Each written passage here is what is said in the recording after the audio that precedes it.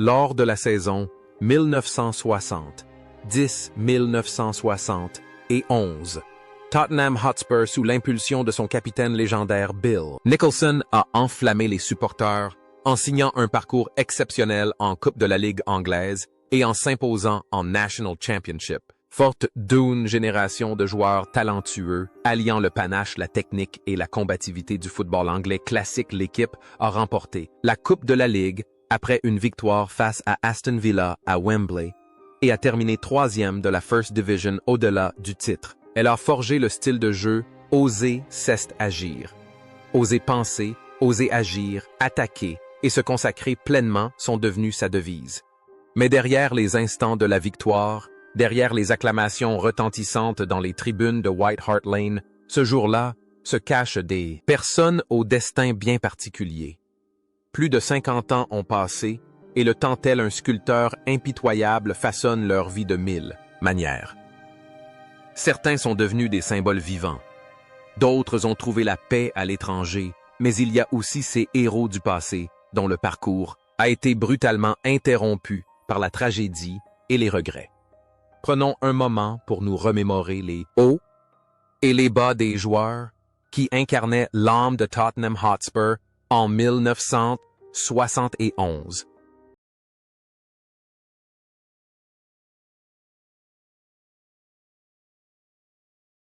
Pat Jennings, le légendaire gardien de but nord-irlandais, débute sa carrière à Tottenham lors de la saison 1960. 71. À 25 ans, il était un roc impénétrable, reconnaissable à ses mains immenses et à son sang-froid incroyable. Jennings ne se contentait pas de repousser les tirs puissants, il transformait chaque tacle en un véritable or.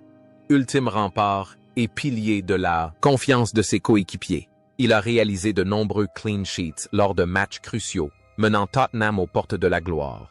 La carrière de Pat Jennings fut longue et brillante. Il joua de nombreuses années pour Tottenham avant de faire sensation en rejoignant Arsenal, le rival historique. Son talent et sa personnalité étaient tels qu'il était vénéré par les deux camps londoniens.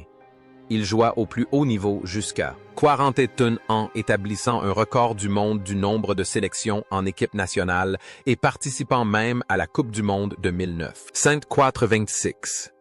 La vie privée de Pat Jennings était aussi sereine et stable que sa façon de contrôler le ballon. Homme de famille, il était à l'abri des scandales qui affectent souvent le monde du football. Après sa retraite, il se consacra à sa passion, pour le golf, et à des œuvres caritatives conservant toujours un sourire bienveillant et la modestie d'un gentleman. Il existe un lien singulier entre Pat Jennings sur le terrain et en dehors. Sil est un soutien indéfectible pour ses coéquipiers dans les buts. Il est aussi dans la vie un pilier spirituel pour sa famille et un modèle pour le football. Sa personnalité, calme et sans prétention, l'a accompagné tout au long de sa vie, lui permettant de traverser sereinement sa retraite. Aujourd'hui, à 79 ans, Pat Jennings est toujours une légende vivante, un habitué du stade de Tottenham en tant que conseiller et ambassadeur. Ses cheveux ont blanchi, mais ses mains gigantesques qui jadis ont frustré. Les meilleurs attaquants du monde sont toujours là, saluant les supporters avec un respect absolu.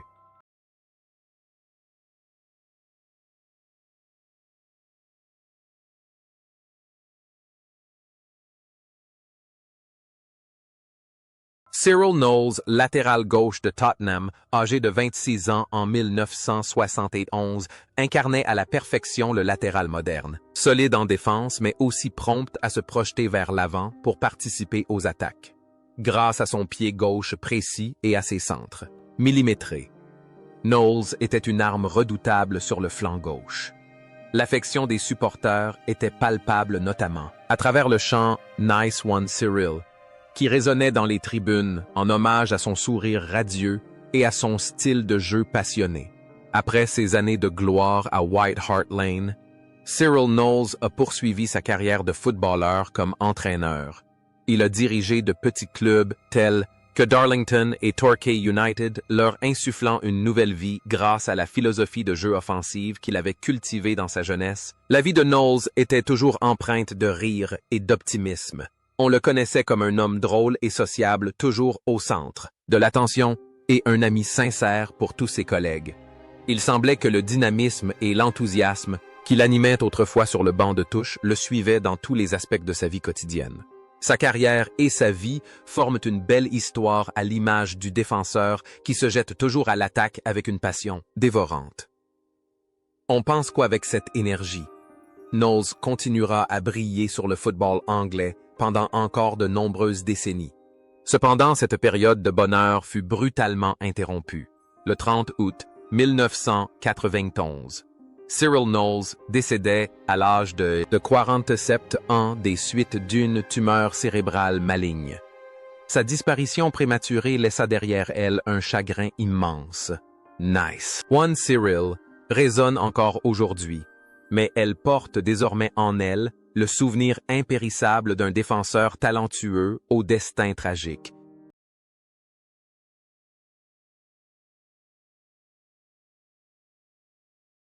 Joe Kinnear, un arrière-droit irlandais de 24 ans, était le pendant de Cyril Knowles sur l'autre flanc de Tottenham lors de la saison 1960. Combatif et déterminé. Kinnear ne misait pas sur des techniques sophistiquées, mais sur sa force, sa vitesse et sa volonté de jouer.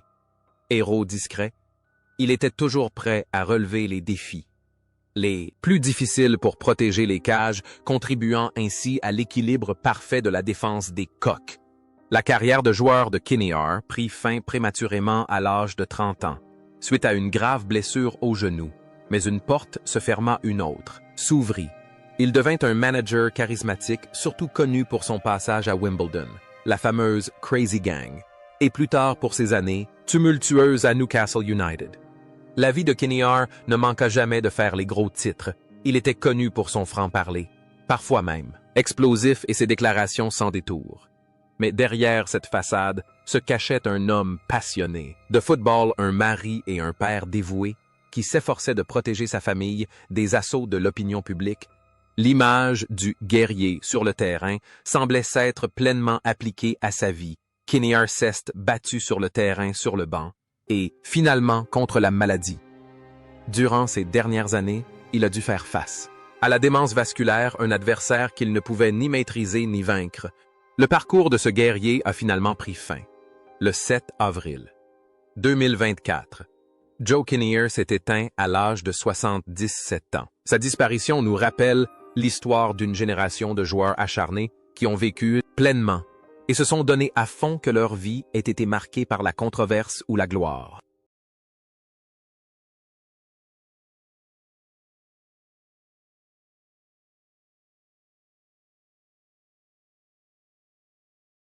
Martin Peters, le cerveau de Tottenham lors de la saison 1977-78, brillait à 27 ans comme un véritable génie, considéré comme 10 ans en avance sur son temps.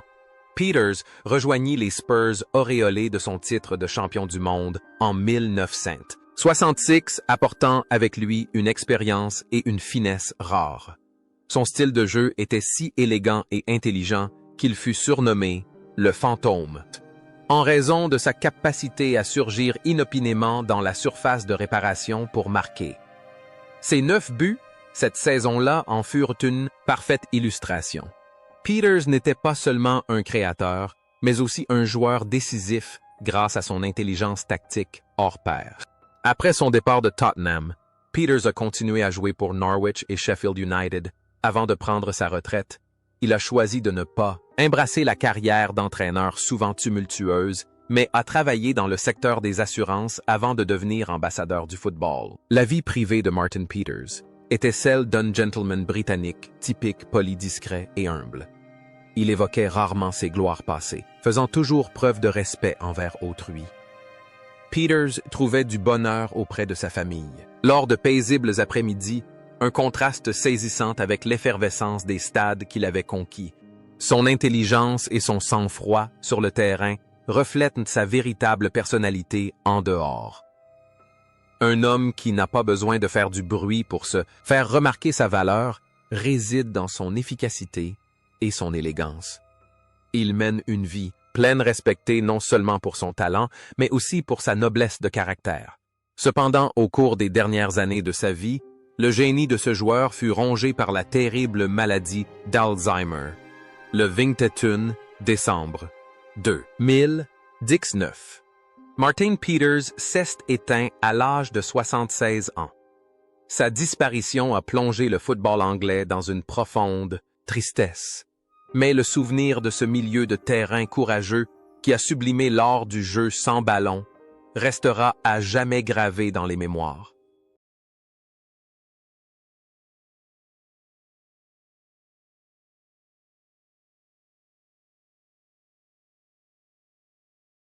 Steve Perryman, un phénomène intéressant au sein de l'effectif de Tottenham, lors de la saison 1977-78 fit ses débuts à 19 ans avec une maturité rarement vue chez un milieu défensif. Infatigable libéraux, il compensait son manque d'expérience par un enthousiasme débordant et une intelligence de jeu remarquable.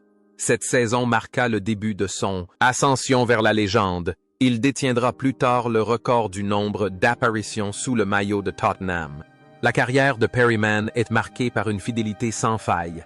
Après près de 20 ans à Tottenham, il a pris un tournant passionnant en partant au Japon pour jouer et entraîner, devenant ainsi l'un des pionniers du développement du football japonais. De retour en Angleterre, il a occupé le poste de directeur sportif à Exeter City. La vie de Perryman est un véritable exemple de persévérance. Victime d'un infarctus dans les tribunes en 2012, il a surmonté cette épreuve grâce à une volonté de faire à l'image de son jeu et est revenu parmi les meilleurs.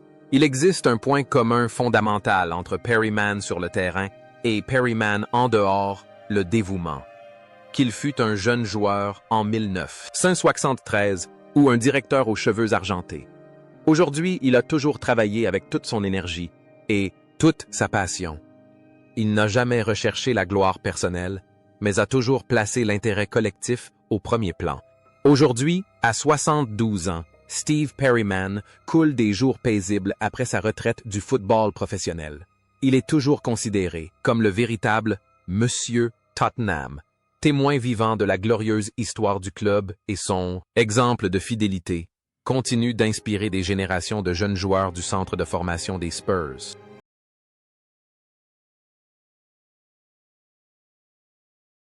Alan Mullery, leader né et capitaine de Tottenham, en 1977-73 était à 29 ans l'âme de l'équipe redoutable. Dans les duels, il possédait également une frappe de loin fulgurante, auteur de buts décisifs en finale. Mullery a su galvaniser ses coéquipiers dans les moments les plus difficiles. Il incarnait la soif de victoire et le refus de la défaite. Après son départ de Tottenham, il est retourné à Fulham et a connu une brillante carrière d'entraîneur et de consultant sportif à la télévision. Cependant, la vie de Mullery n'a pas été sans embûches. Il a courageusement parlé publiquement de sa lutte contre la dépression et l'anxiété, post-retraite des problèmes psychologiques alors rarement évoqués. Il a travaillé dur pour surmonter ses difficultés et revenir sur le devant de la scène en tant que consultant sportif perspicace et conférencier inspirant. La force et la détermination du capitaine sur le terrain semblent masquer une âme sensible, mais c'est aussi cet esprit guerrier qui l'aide à surmonter les tempêtes émotionnelles. Dans la vie, Mullery est une personne franche et sincère, toujours prête à partager ses faiblesses pour aider les autres. Aujourd'hui, à 83 ans, Alan Mullery conserve toute sa lucidité et sa passion pour le football. Bien que sa santé ne soit plus ce qu'elle était, il intervient régulièrement dans les médias pour partager son point de vue. Son parcours prouve qu'un héros n'est pas celui qui ne tombe jamais, mais celui qui sait se relever plus fort après chaque épreuve.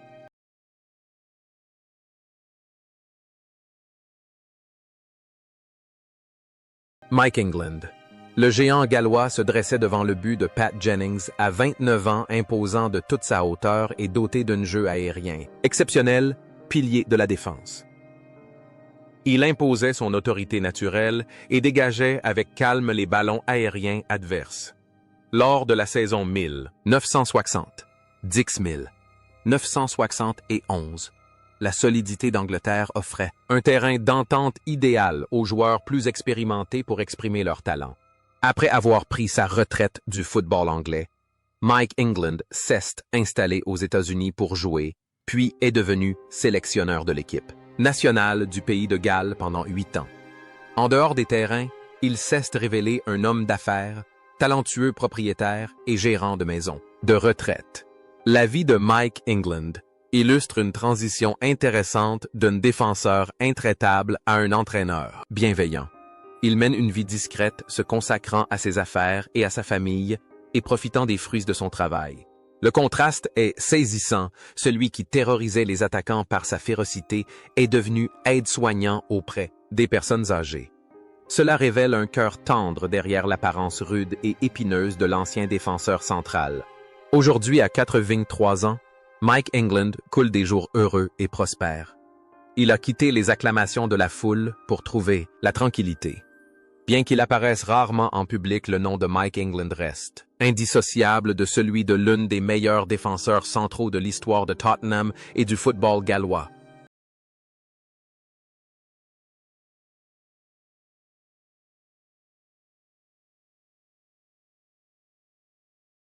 Martin Chivers, la star incontestée de l'attaque de Tottenham lors de la saison 1960-17-18, brillait déjà à 25 ans sous le surnom de Big Chiv. Sa vitesse fulgurante alliée à sa puissance physique faisait de lui un véritable cauchemar pour tous les défenseurs. Chivers inscrivit 21 buts en championnat, dont un doublé historique en finale de la Coupe de la Ligue véritable. Attaquant moderne capable de créer des occasions et de marquer depuis de nombreuses positions, il devint le fer de lance des Coqs cette saison-là. Après ces années de gloire, la carrière de Chivers l'a mené en Suisse et en Norvège avant qu'il ne prenne sa retraite. De retour à une vie plus normale, il est devenu entrepreneur dans l'hôtellerie-restauration et commentateur apprécié sur la chaîne de télévision officielle. De Tottenham, Chivers était sociable, poli et toujours souriant. Il adorait échanger avec les supporters et partager des anecdotes avec humour. L'image d'un attaquant courageux et puissant sur le terrain s'est muée en celle d'un homme accompli et digne dans la vie de tous les jours. La confiance qu'il affichait devant le but adverse se manifestait désormais dans son assurance tant dans le monde des affaires que dans ses relations sociales. Aujourd'hui, à 79 ans, Martin Chivers reste un ambassadeur fidèle de Tottenham. Il assiste toujours régulièrement aux matchs. Sa voix grave résonne encore lors des commentaires et aux yeux des supporters, il restera à jamais le grand Big Chiv, l'homme qui a ramené des trophées à la maison grâce à son infatigable énergie.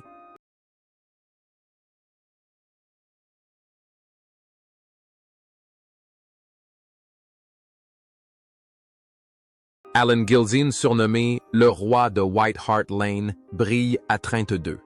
En moins agile qu'à ses débuts, il ne demeure pas moins d'une grande intelligence. Évoluant en second attaquant, il forme un mur défensif et offre des passes décisives à Chivers. Ses têtes en retrait et ses touches de balles subtiles sont devenues sa marque de fabrique. Il est la pièce maîtresse, le ciment, qui cimente le jeu offensif de toute l'équipe de Tottenham. Cependant, la vie de Gilzean après sa retraite reste entourée de mystères. Après avoir raccroché ses crampons, il a quasiment disparu du monde, du football et de la vie publique. La rumeur court qu'il aurait travaillé comme chauffeur routier, mené une vie simple et coupé les ponts avec son ancien club pendant des décennies. Il a choisi la solitude loin de la notoriété qu'il avait autrefois placée sous les feux des projecteurs. Ce n'est que durant les dernières années de sa vie, grâce aux efforts de l'équipe pour renouer le contact, qu'il est revenu à White Hart Lane sous les applaudissements des supporters. Ce fut un moment de pardon et d'apaisement. Le contraste entre une star adulée par des milliers de personnes et un homme qui choisit une vie recluse, conduisant discrètement son camion sur des routes désertes, suscite de nombreuses réflexions sur la fugacité de la célébrité. Gilzean est un artiste sur le terrain, mais en dehors c'est un homme aux pensées profondes et secrètes. Cependant, ces retrouvailles furent de courte durée. Le 8 juillet 2018, peu après son retour sur le devant de la scène, Alan Gilzian, décéda des suites d'une tumeur au cerveau, à l'âge de 79 ans. Son décès laissa derrière lui un grand chagrin, mais aussi un certain réconfort, car le roi put enfin rejoindre son château et y recevoir tout l'amour du monde avant de s'éteindre.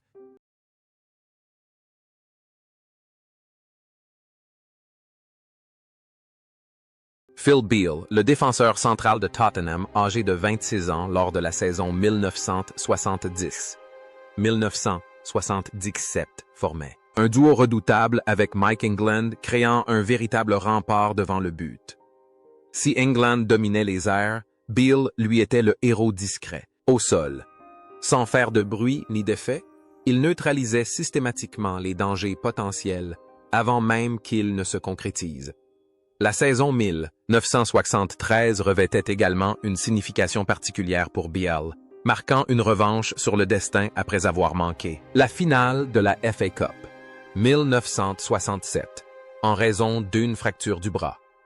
Cette année-là, Phil Beale disputa l'intégralité de la rencontre et contribua grandement à préserver la cage inviolée des Spurs lors de nombreux matchs cruciaux.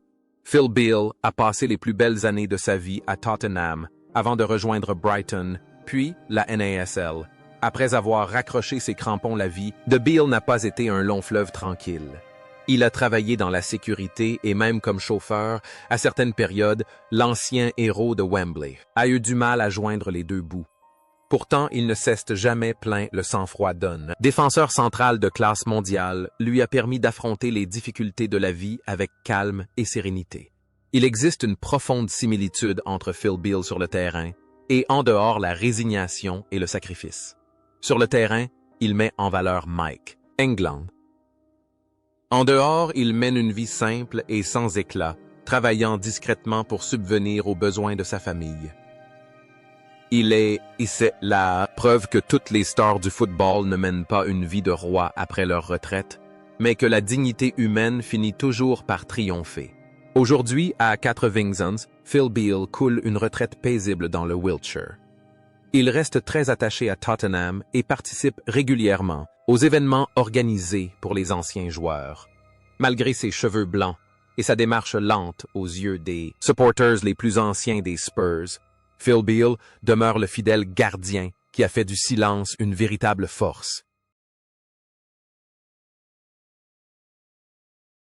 Roger Morgan, l'ailier gauche de Tottenham, âgé de 24 ans lors de la saison 1977, était un digne successeur du légendaire Cliff Jones, arrivé de QPR pour un montant record.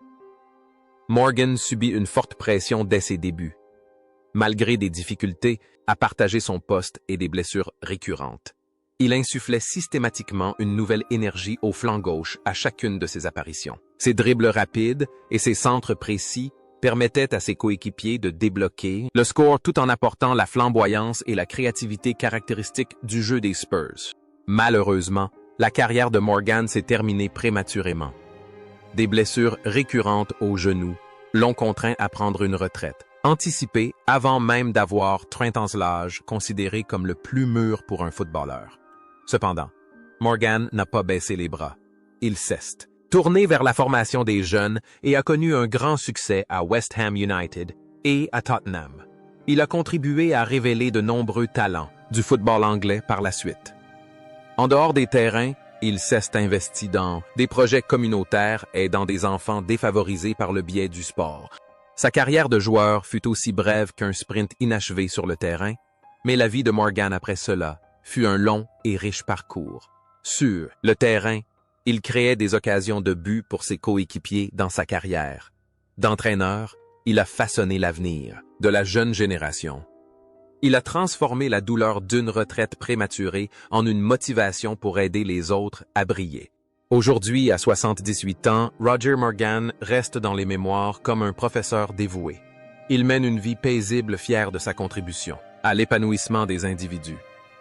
Pour lui, la gloire réside non seulement dans les trophées, mais aussi dans la maturité des élèves qu'il a accompagnés.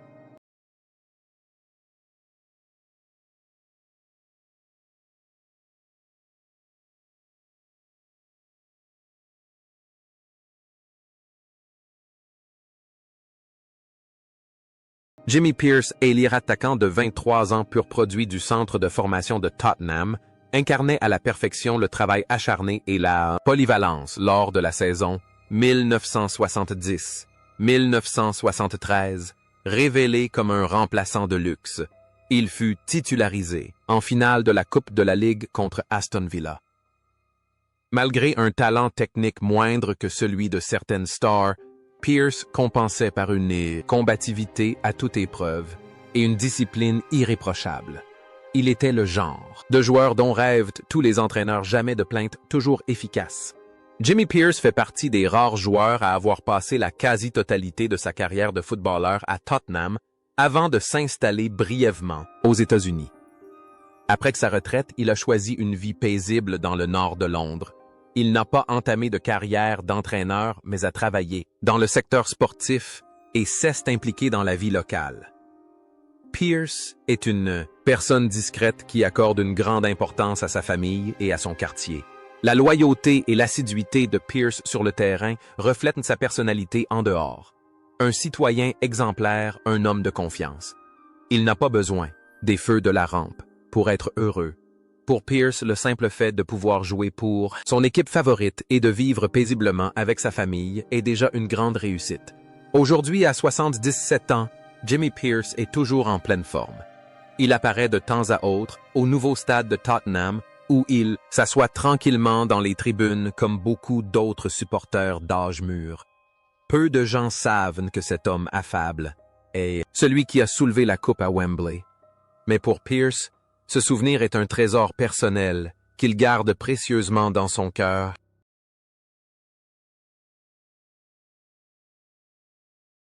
John Pratt. Le milieu de terrain central de Tottenham, âgé de 22 ans lors de la saison 1970. 71 incarnait le travailleur acharné au milieu de terrain. Cette saison-là, Pratt était souvent utilisé comme remplaçant stratégique ou pour renforcer le milieu lorsque le score devait être préservé. Il ne se distinguait pas par ses passes décisives ou ses buts, mais était un joueur discret et efficace, infatigable, combatif et offrant un terrain propice à l'expression libre de joueurs comme Peters ou Mullery. Les supporters adoraient Pratt pour son dévouement et sa fiabilité, le surnommant « Monsieur Fiable ». Après son départ de Tottenham, Pratt a rejoint les Portland Timbers aux États-Unis avant de revenir travailler au sein du staff technique du club. Pendant de nombreuses années, il a occupé diverses fonctions au sein de Tottenham, de joueur à entraîneur adjoint, en passant par ambassadeur dans La vie Pratt est drôle, directe et très cultivée. Il a le don de raconter des histoires captivantes et se retrouve souvent au centre de la conversation grâce à ses anecdotes intéressantes sur les coulisses de l'âge d'or du football anglais. John Pratt incarnait l'esprit de service qui le caractérise sur le terrain. Dans tous ses rôles, il se dévoue corps et âme pour Tottenham Hotspur. Il est le lien entre le passé et le présent, le gardien de la tradition du club. Son enthousiasme est resté intact au fil des années. Aujourd'hui, à 76 ans, John Pratt demeure une figure emblématique de la communauté des Spurs. Il continue de commenter les matchs, les analysant avec son regard d'initié. Sa vie témoigne d'un amour inconditionnel et indéfectible pour un seul drapeau et une seule couleur.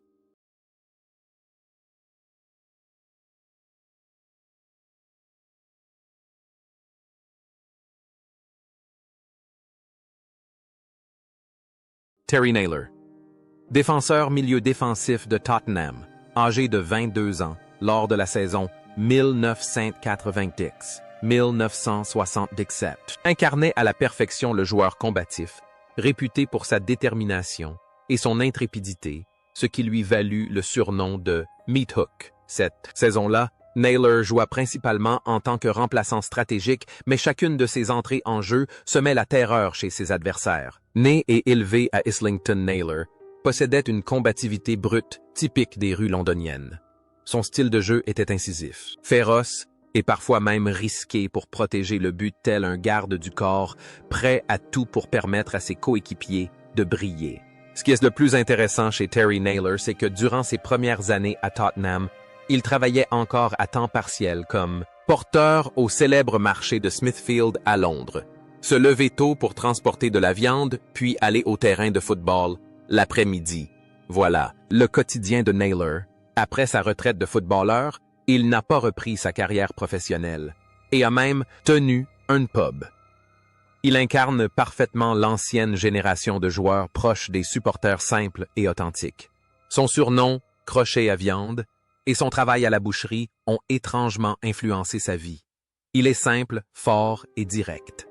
Sans fioritures, Naylor représente la classe ouvrière pour qui le football est un plaisir, pas un moyen, de s'enrichir. Son authenticité a fait de lui une figure culte pour les supporters les plus fervents. Aujourd'hui, à 76 ans, Terry Naylor coule des jours heureux. Il a conservé sa personnalité franche et directe. Les anecdotes sur son travail au marché tout en jouant pour la meilleure équipe d'Angleterre sont encore racontées comme un témoignage savoureux d'une époque du football primitive mais romantique.